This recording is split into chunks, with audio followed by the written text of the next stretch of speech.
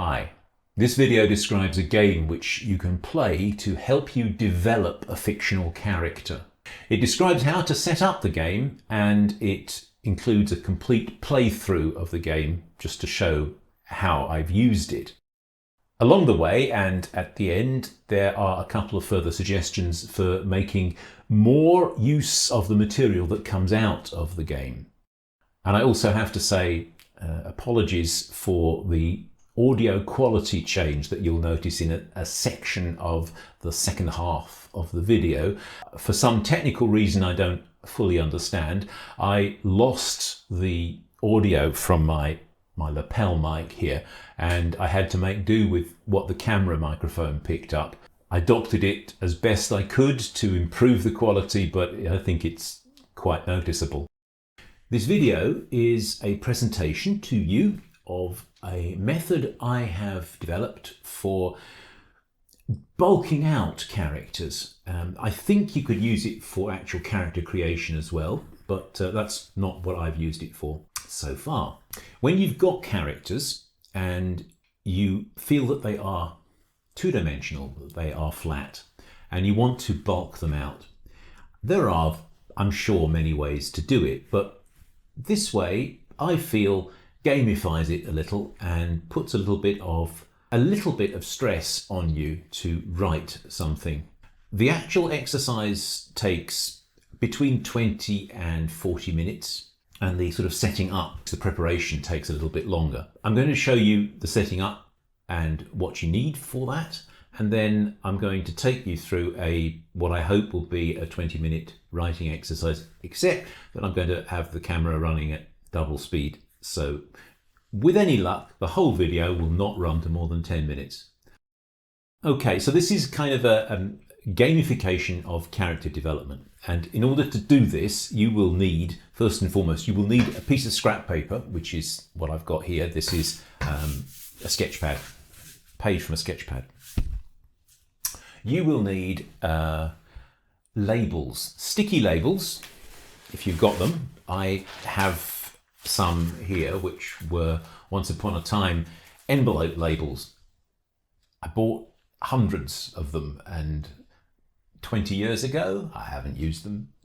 So anyway, I've got sticky labels, but you could also use sticky post-it things. You could use, in fact, you could use pieces of masking tape, which I'm going to put down here to hold the board in place. You can use pieces of paper with glue on the back.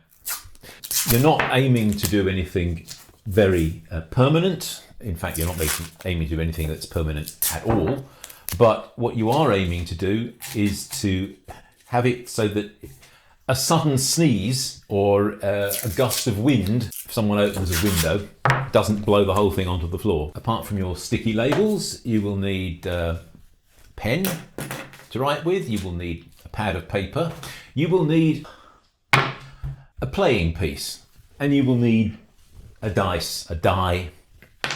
I have a 10-sided dice here, but a 6-sided dice is probably what you have available. I don't know, maybe you're into Dungeons and Dragons, maybe you'll have more of those, but that sort of a thing. And you will need something to time yourself with, so I've got my mobile phone here. You're going to use 21 labels in 5 sets. And the first thing to do is to think of the character that you want to develop. Think in terms of rites of passage. That's what I'm asking you to think about. Rites of passage, 5 rites of passage. So I'm thinking of a character who is contemporary, he is male, he is about 70 years old, and the story that I have in mind is set during the year of COVID, so 2020. 5 rites of passage for his life. So one of them would be definitely the birth of his daughter, another would be the death of his wife, another would be the blazing argument with his father, the date he moved into his present house, and let's say the birth of his grandson. Those are my 5 important dates. And the second thing I am going to go for the second set. And you can, of course, vary these sets as much as you like in order to make them more appropriate to the story that you're telling. But I'm going to go for a set of 5 current events or historical events that my character knows about. It's very useful to have some sort of reference to current events in a story because it kind of helps to anchor it. It helps to get the reader to suspend disbelief if they can see how this fits into the real world. Even if you're writing a fantasy, you would, of course, have events that the characters are familiar with. The victory of the Five Nation Army at the Battle of Mirkwood, for example. If you're doing historical fiction, then your historical period, there will be events in the historical period that the characters will discuss. I mean, there will be big historical events or big local events that people will talk about. So I'm thinking about my character. It's in the 20th century. It's COVID. Brexit is one thing. Scottish independence is another. The vote for Scottish independence, which decided that Scotland would not become independent. That one I'm thinking of. 2022. I really don't want to have anything about American politics, so I'm not going to mention that name. But let's say COVID measures. Let's think of a couple of other things. Road safety. It's a local issue. Let's take another one. Climate crisis. 5 current issues. I think the next thing I'd like to add into the mix is people. So these are other characters in my story who interact with my character, the one I'm writing about here, and who his opinion of will give me some more about his character. So we've got his female neighbour, he has a male neighbour, his daughter, his son-in-law, and his grandson. And then finally, we're going to pick out 5 random five random subjects that he could have an opinion about. So, for example, let's take music. Let's take, what shall we say? A sunset, the seaside, Scotland. There's a reason for Scotland, I think. And loneliness. Okay, so these are my 20 items, and we need one more, a label which we will call start. And just to demonstrate that it's possible to use them, I'm going to write start on a post-it. We'll stick that there. Okay, now I'm going to put these labels on the playing. I'm going to create a playing field or a playing board with these labels. So it doesn't really matter which order you put them in. We are going to use the dice to randomize play. Playing field sorted out. There's my gaming piece. Here's my timer. And what I'm going to do is to throw the dice. Oh, it said 1. Goes there. And I'm going to draw a line through start. So what have we got here? Birth of a daughter. I'm going to write for 1 minute on the birth of his daughter.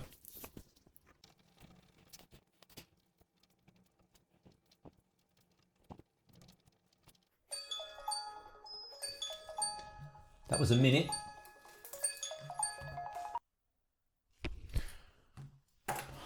As soon as the timer goes, you stop, you roll the dice. 1, 2, 3, 4, 5, 6, 7, and you draw a line through that. I'm landed on Scotland.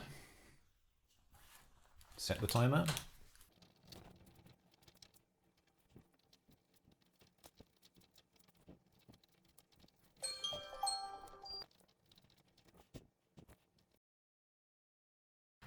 You get the idea. You do the whole thing, you write for a minute, or maybe you set yourself a minute and a half. It should be fairly short, and you should try to stop as soon as the bell rings. What you will end up with is several pages. I have 5 pages of text which relate to the labels as they relate to the character that you are thinking of. If it makes it easier for you, you can put the character's name in the middle of the circle. If you have a photograph or a picture which illustrates the character, you can put that in the middle of the page, just so that you are focused on who this person is. But you don't have to, as you can see. Why this works, when it works, is first of all that in preparing the labels for the game, you set your mind up to think about them in relation to your character. You choose labels that you think will be relevant to your character, except for the random 5. You don't know where they're going to take you. You jumble them up, you randomize them by using a dice, and this means that they come a little bit unexpectedly out at you. But you have prepared, you've had some thoughts in your head beforehand, so it's not like they're completely out of the blue.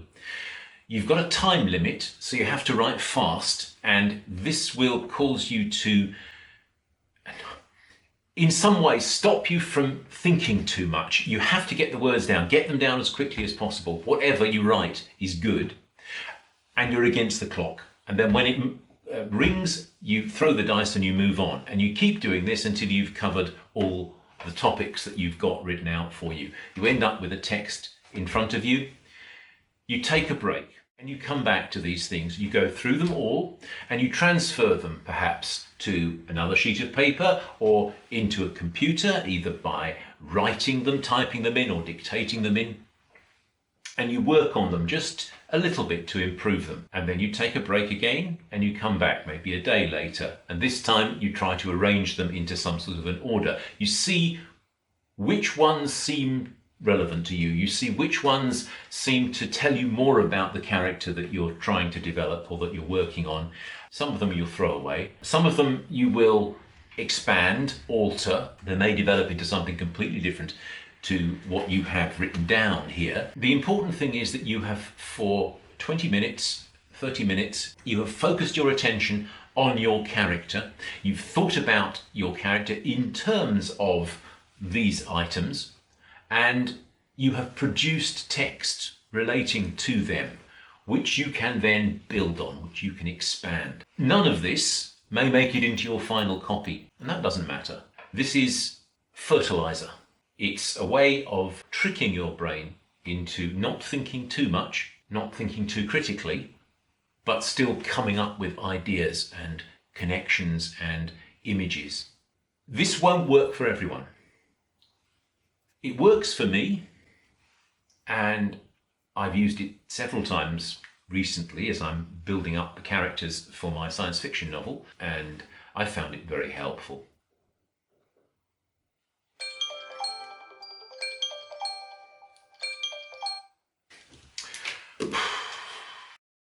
So I said that I have used the game to help me bulk out characters in my work in progress, which is a science fiction novel and something that I have been banging on about in several of these videos recently. That's true, but in the demonstration you've just seen me make, it's not a character from that novel that I've been developing. The character I've been developing here is for a different novel, a more contemporary novel, and it's in its early planning stages. I'll get around to it later in the year, maybe. There was something I wanted to add to what I said before. When you get to the final stage of the exercise, when you have let the whole thing that you've worked on rest for 24 hours or so, then there is an alternative to what I've just described. You could, for example, get your character, in character, to write a letter to one of the other characters that you gave them to interact with in the game, or maybe to write a letter to you as the author, or maybe write a letter to someone else, someone outside of the game. Write a letter in which they talk about some of the things that you've brainstormed in the game. Describe an incident, describe a person, talk about a scene, or describe a feeling that they've had, why they've had it. Try and get them to explore why that feeling was important to them, that scene was significant, or that person is interesting. It doesn't have to be a letter. It could be a diary entry, not addressed to anyone, or it might be, I don't know, a poem.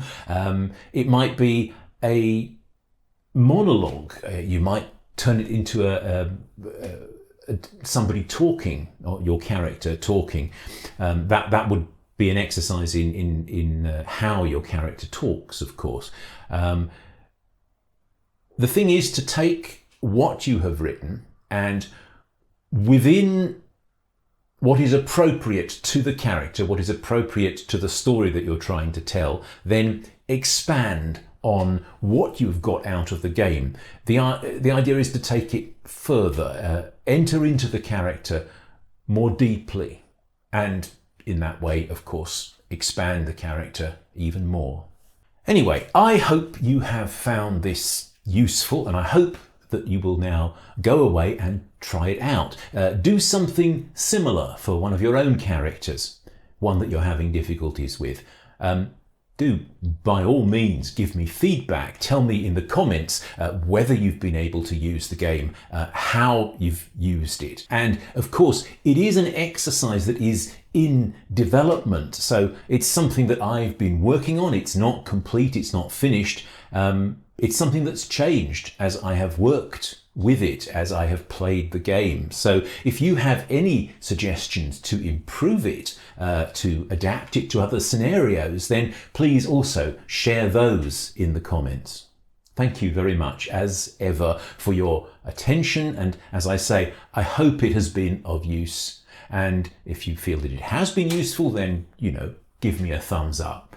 Thank you again, and cheerio until the next video.